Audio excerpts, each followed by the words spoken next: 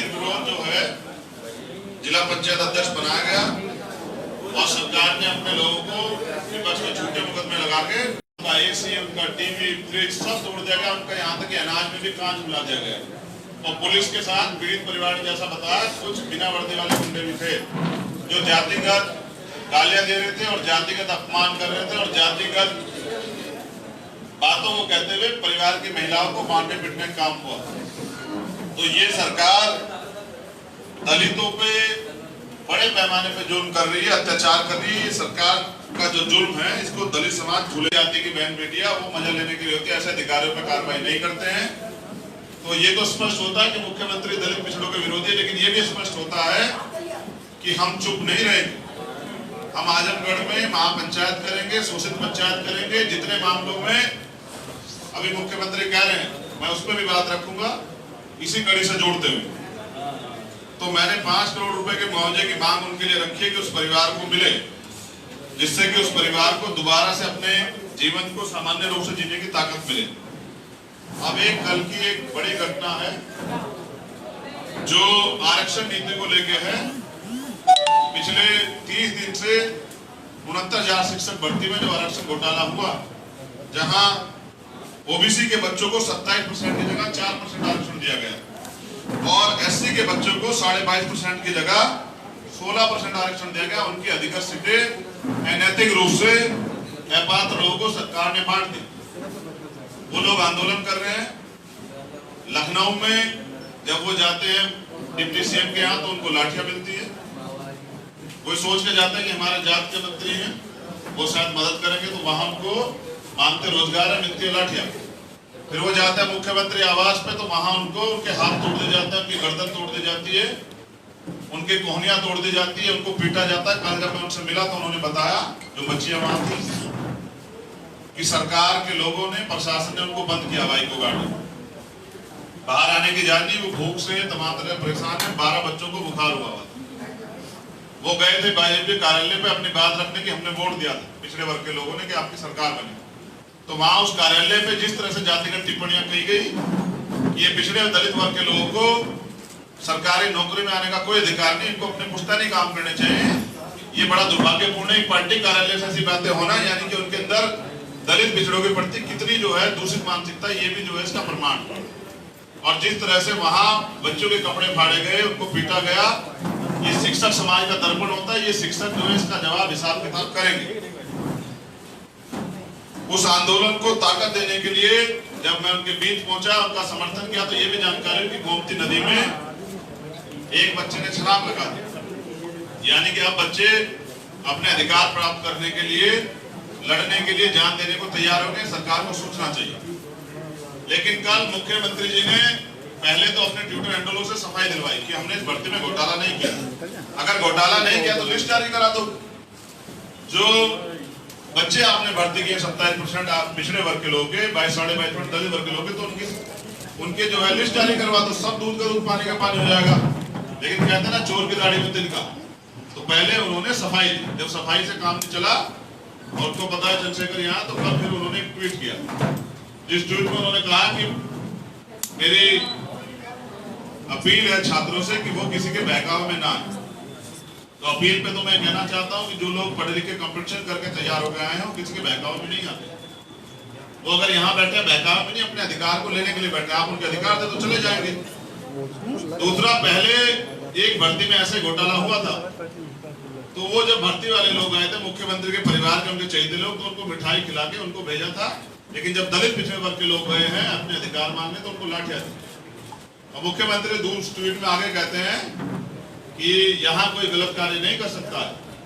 अगर जो यहाँ गलत कार्य करने का प्रयास करेगा उसकी संपत्ति जब्त करा देंगे। तो मुख्यमंत्री अब संवैधानिक पद में बैठ के धमकियां दे रहे हैं। मुख्यमंत्री वैसे भी हमें जानते हैं, उन्होंने राष्ट्रीय काम पे पहले लगाई। मुख्यमंत्री जी हम धमकी उनके से तो नहीं डरते। लेकिन मैं आपको ये भी बताना चाहता हूँ कि ये बच्चे गुमराह नहीं, अपना अधिकार मांग रहे, इनका अधिकार खा के आप कुर्सी में नहीं बैठ पाओ। ये जो जाति पूछ के आप बच्चों को पिटवा रहे हो, ये बच्चे जो हैं उसका हिसाब करेंगे। और मैंने उनसे भी कहा कि अगर दलित पिछड़े आदिवासी और अल्पसंख्यक वर्ग के बच्चों के अधिकार के लिए, उनके संवैधानिक अधिकार के लिए अगर संपत्ति जब्त हो जाए तो मुख्यमंत्री संपत्ति जब्त करा दे, उनके पास अधिकार है।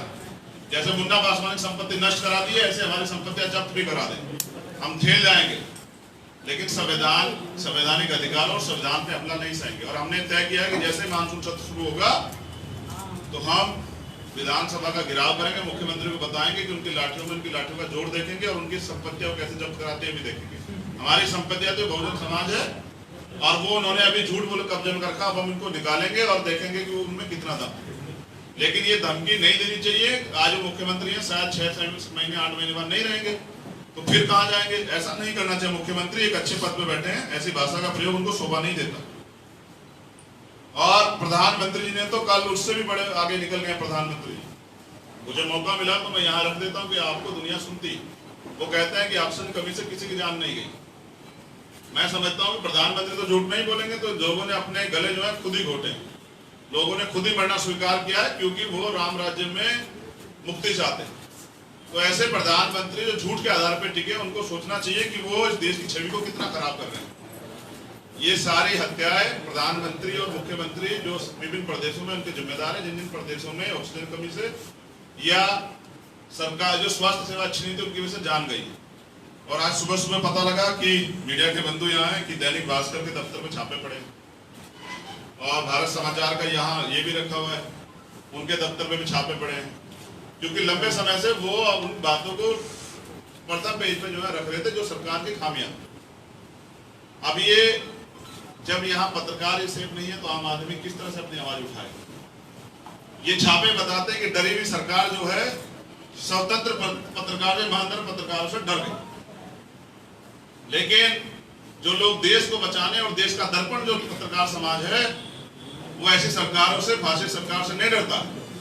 ये भी जो है आज मीडिया के दौर में इस पे भी बड़ी बहस हो रही है कि जिस तरह से छापे लगाए जा रहे हैं, ये सीधा सा प्रमाण है कि अपनी नाकामी छिपाने के लिए सरकार मीडिया के आवाज को दबाना चाहती है और ऐसे ही उन बच्चों की आवाज को दबाना चाहती है। तो मुख्यमंत्री क्या तो आरक्षण लागू करें या फिर विधानसभा घेराव के लिए तैयार रहें और जोर लगाएं। लखनऊ में हमारा पहला आंदोलन होगा, लेकिन ऐतिहासिक आंदोलन होगा। मुख्यमंत्री को आरक्षण लागू करना पड़ेगा। 69,000 शिक्षक भर्ती में जो घोटाला चोरी की है उसको लौटाना पड़ेगा, बच्चों को अधिकार देने पड़ेंगे। अभी एक पिछड़े वर्ग के मंत्री से सरकार ने कहलवाया कि जातिगत जनगणना नहीं होगी पिछड़ों की। तो क्यों पिछड़े वर्ग के लोग कुत्ते बिल्ली से भी कमजोर रहेगा जो उनकी जातिगत जनगणना नहीं? उनकी जातिगत जनगणना होनी चाहिए। और इस पे हमारी पार्टी जो है ना गांव-गांव जाके पांव जाके अभियान चलाएगी कि सरकार के खिलाफ जो है ना ये बात को जनता के बीच ले जाया जाए कि जब आपकी जनगणना ही नहीं होगी तो आपके लिए नीतियां कैसे बनेगी, आपके लिए बजट कैसे घोषित होगा। तो पिछड़े वर्ग की SC/ST की तरह जातिगत जनगणना होनी जरूरी है और इस बार हम इसके लिए जो दूसरा चरण होगा आंदोलन का उसको गांव-गांव में जाने का काम करें। और नीट में भी सरकार को कोटा जो है पिछड़े वर्ग का पूरा करना पड़ेगा, क्योंकि अब पिछड़े वर्ग के लोग गुमराह नहीं तैयार हो गए। वही सरकार को जो सरकार ने पिछड़े वर्ग के बच्चों की हड्डियां तोड़ी, दलित वर्ग के बच्चों की हड्डियां तोड़ी है, वो सरकार का घमंड भी तोड़ दे। आप देखिए कि 2022 में ये पिछड़े वर्ग दलित वर्ग के लोग इस सरकार को जवाब देंगे और उसको सत्ता से उखाड़ पाएंगे और न्याय प्रिय सरकार बनेगी जो जनता के हितों में काम करेगी। हम लोग धरातल पे काम करके मजबूत करेंगे। धन्यवाद। चंद्रशेखर जी, मैं भारत समाचार से हूँ। चंद्रशेखर जी, मैं भारत समाचार बहुत दूर है बहन, आप थोड़ा नदी का ही जो हमें आवाज आ जाए। चलिए तब तक कोई और साथी। चंद्रशेखर जी, भारत समाचार जो है शुरू से ही कोरोना काल की जो तमाम खामियां थी सरकार की वो लगातार दिखाता रहा। कल भी जो है डिबेट में मैंने उस फैमिली को बैठाया भारत समाचार ने, जिनके 7 लोग जो है ऑक्सीजन की कमी से मौत के जाल में समा गए। तो ये जो मीडिया की आवाज को दबाया जा रहा है। रावण जी, ये बताइए यूपी में कितनी सीटों पे आप चुनाव लड़ेंगे विधानसभा में? सर चुनाव अभी बहुत दूर है। जब चुनाव आए आपसे बड़ी आशा, तो आप उनके पास भी जाएंगे सहायता की? शोषित कोई भी होगा अगर उसे सताया जाएगा, जब मैं अन्याय के खिलाफ लड़ने निकलता हूँ तो जाति नहीं पता करता। जब कहीं मौका मिलेगा तो मैं साबित करूंगा कि अन्याय किसी के साथ होगा। चंद्रशेखर आंख बंद करके जो है और अपनी जान की परवाह किए बगैर उस लड़ाई में सबसे आगे खड़ा है। जिस व्यक्ति को का शोषण किया जाए, सरकार जिसका शोषण करे और किसी की भी सरकार हो, चाहे यहाँ हो, राजस्थान में हो, मध्य प्रदेश में, छत्तीसगढ़ कहीं, जैसे अभी नेमावर में गया था मध्य प्रदेश में, वहां आदिवासी परिवारों को 5 लोगों की हत्या की गई और और मुख्यमंत्री जो शादियों में भी जाते हैं उस परिवार तक मिलने नहीं गए। तो जहां भी जिसे सताया जाएगा, ब्रजेश मिश्रा जी तो बेचारे पंडित है और मैं तो सबसे पहले उनकी बात उठा रहा हूँ।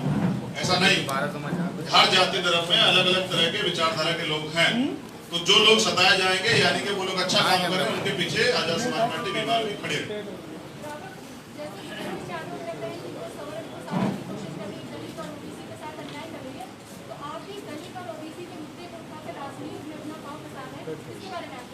देखिए, अगर उनके न्याय की, उनके अधिकारों की, उनकी बड़ी लाठियों की, उनके बच्चों को जिस तरह से संपत्ति जब्त करने वाले मुख्यमंत्री जिस तरह से रात में उन्होंने धमकी दी है ना, इसी तरह रात में हमारी बहन का शव भी जला था, हमें याद है, भूले नहीं।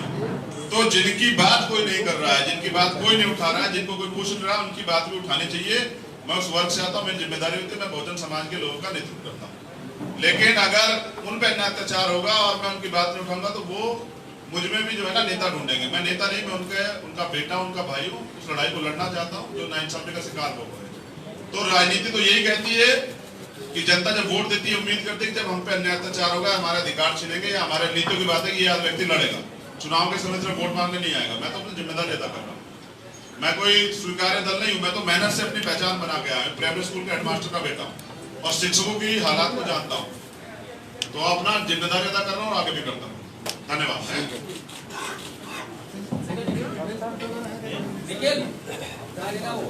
फ्लाइट भी 10 मिनट बाकी है।